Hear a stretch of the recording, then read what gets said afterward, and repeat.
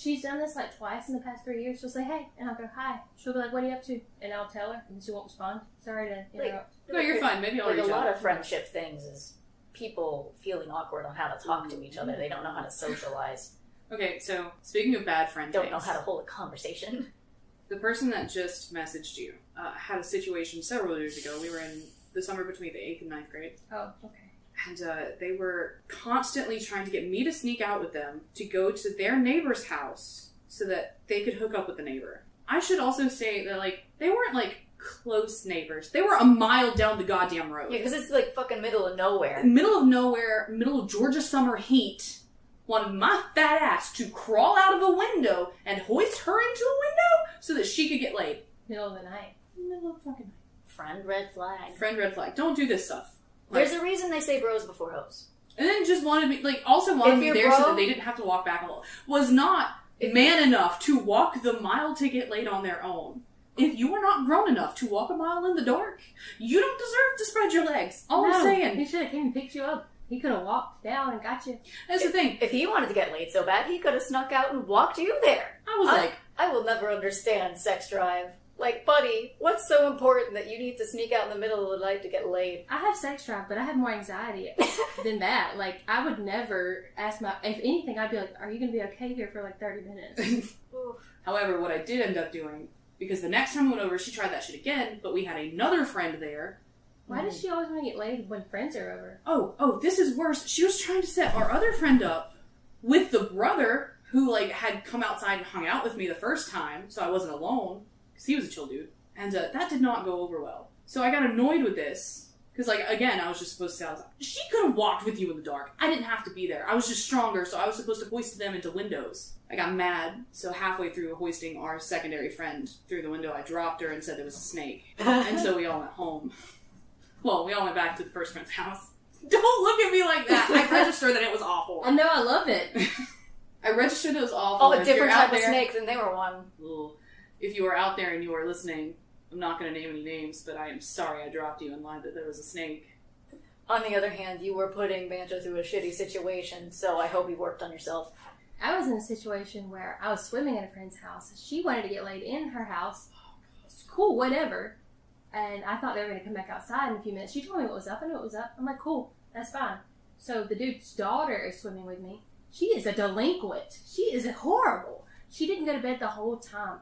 We stayed at her neighbor's house until like 6 o'clock in the morning, and I was pissed because I wasn't just going to go back and sleep because now I'm watching this little girl to make sure nothing's wrong. You were an impromptu babysitter with no cash settlement. No, and okay, so they go probably 11 o'clock at night. It's now 6 o'clock in the morning. I can't get this girl to go home. I'm not just going to leave her there. And I did trust the people, but I'm not just going to leave her there. Yeah, because you're a good person. Yeah, she's a kid. Like, I'm not doing that. So the sun rises. And we sneak back over because she didn't want her dad to know she was out that late. I'm like, you should have fucking went to bed. And then I drove home. I didn't tell her goodbye or anything. Normally I would make up the guest bedroom, clean up, say goodbye. Nothing. I left. I put up with so much shit that I should not have. Honestly, like, really upset about the way I was treated as a friend growing up, but also thankful because now I don't tolerate it at all. I don't even tolerate a little bit of it now. I don't blame you. I've had the problem of always being petty, though. I've always had the petty thoughts. I just haven't always acted on them. I wish I was more petty back then. I just always made it my problem or fault somehow when people did things to me. It was mid-high school before I started, like, really getting petty. I'm just very detached from literally everything. My sister was very okay. petty. I'm detached from myself. I'm detached from most other people. Like, I do care, but at the end of the day, like...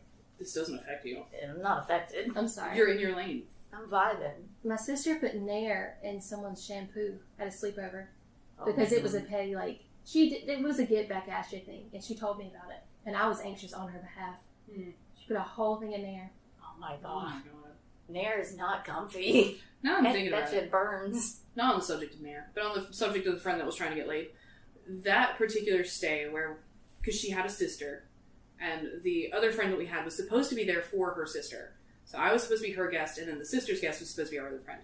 So they got into an argument, and I had to do multiple laps around their entire fucking house with each of them to sit down and, like, listen to what they were saying, hear their concern and be like, why aren't you telling them this? And like, well, they wouldn't listen. We'll make them listen or go the fuck home. I had to have 3 individual conversations with these bitches to be like, why can't you have feelings correctly? I do remember a couple of times I came over. I don't think I spent the night, but I would come over to their grandparents' house, and the 2 sisters would have arguments, and I would be very uncomfortable. The one time I went over to their house, they did not get into an argument while I was there. Good. Not once. Lucky you. Not only did I have to deal with the sisters arguing, but I had to deal with their other friend. Because, who I was also friends with at that time, too. It was a problem, because, like, that friend's house, like, that friend had an older sister. And, like, that friend would argue with her older sister a lot. Jesus. So, like, I think it might, like, it could have just been that friend. That friend was also a one-upper to me. Like, I don't know if she was like that to everyone, but specifically for this trip, I was ill with her. Like, I was already irritated with her, because the entire car ride there, I was Sister 1's friend, guest, whatever, she was Sister 2's guest. And I guess they were trying to compare us to see which one was the better friend, the better person, the better at things. And so I was like, yeah, I write novels. And then she was like, well, how do you type? And I was like, well, I type with my fingers. What the fuck do you mean? And she was like, do you like chicken peck on the keys? Because I can type without looking at them. I was like, same. I took a typing class, since we go to the same school. It was kind of a thing that we had. I do that and just like, we're off. And then like, it went from that. Did you just tickle your keyboard? But like... It went from, like, stupid shit, like, typing to, like, family and money. And I didn't come from money, so she was like, my family's rich. And I was like, buddy, I wished that we had food sometimes. Right? Like, why is this something you want to compare? But on top of that, I never understood why friend 1 didn't just invite this person over if they so clearly wanted to hang out with them. Because that was the main argument with the sister, was that her friend that she invited over didn't want to hang out with her. Wanted to hang out with her sister. I got along more with the second sister. Not the one you two were talking about. Like, I got along with her better.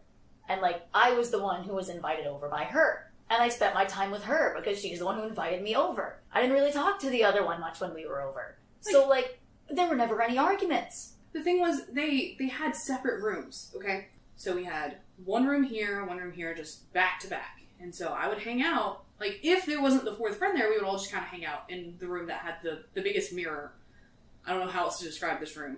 It was just more comfortable. But, like, if the 4th friend was over, the 4th person would stop what they were doing in the other girl's room to come into the first girl's room to hang out with us. And so, like, obviously that was hurting her friend's feelings, and she wasn't understanding that. Like, obviously that like, it makes sense to me. Oh, I forgot! This is the girl I karate chopped in the throat! I completely forgot about that!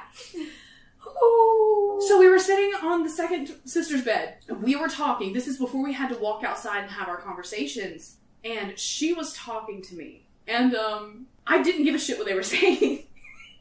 And it registered to me very quickly into this conversation that I did not give a single solitary fuck. And I didn't know how else to... I didn't know how to articulate. So what I did, I was very calm, and I was like, hey, hold on a minute. And they stopped, and they were like mid-sentence, like, yeah. I was like, hey, do this, and like look up. And so they did, and I just karate chopped him in the throat. And I vividly remember thinking about it. However, when they stopped choking and they were looking at me like I was crazy, like I was fucking crazy, I'm just like, what's up with that face? And, like, they were like, you just fucking hit me in the throat. And I was like, no, I didn't. Like, it took several seconds for my brain to catch up with the fact that I didn't just imagine that. I had done it. And she was like, what the fuck? And I was like, oh. It's definitely that moment of, oh shit, I said that out loud. But, like, you basically had this whole ass fantasy in your head of what happened. And then you were like, oh shit, I actually did it. My brain is equating this to, like, you see a fly that's, like, you're just annoyed, so you swat at it. But I was just like, hey, look up. And they were like, and just karate chop, whack in the throat. And, like, and they stared at me like, why would you do that? And I was like, I didn't do that. What are you talking about? Such a gaslighter. But I genuinely didn't register at first that I had done it. And when it caught up to me, like, Tourette's. I was on autopilot for a second, and I was just in my brain fantasizing, but it turns out I wasn't. And I just hit this girl. I feel so bad now. Fine. Because that is a shitty thing to do. Okay, I was a bad friend. Again, we all had our moments as being a bad friend. What matters is that we've grown from it. Oh, They all confided in you. the person who karate chopped them on the throat. Maybe they were Yeah, just... you cheats, motherfucker. You gave them the Texas hand of fury. Yeah, I remember vividly having the conversations walking around the house because one of them was like, my friend is such a flip-flop, and I remember going, wait, what the fuck does that mean?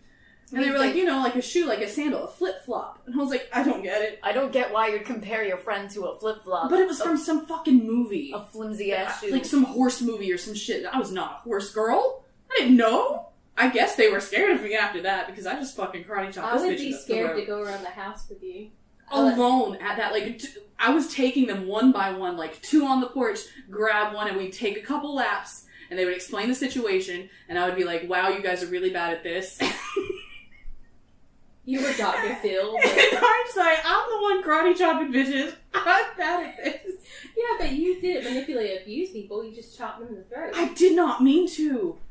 I was like, okay, so I was already in this weird abusive, mentally abusive relationship, trying to keep me and my boyfriend at the time on the planet, and now I'm just dissociating, but it turns out I'm not dissociating, I'm just karate chopping bitches in the throat, and then I had to talk with them about how they were bad friends. Which is a ride that I had forgotten about. You just went on it again. I'm so glad you remembered. We're living vicariously through you. I think that's gonna do it for today, guys. Okay.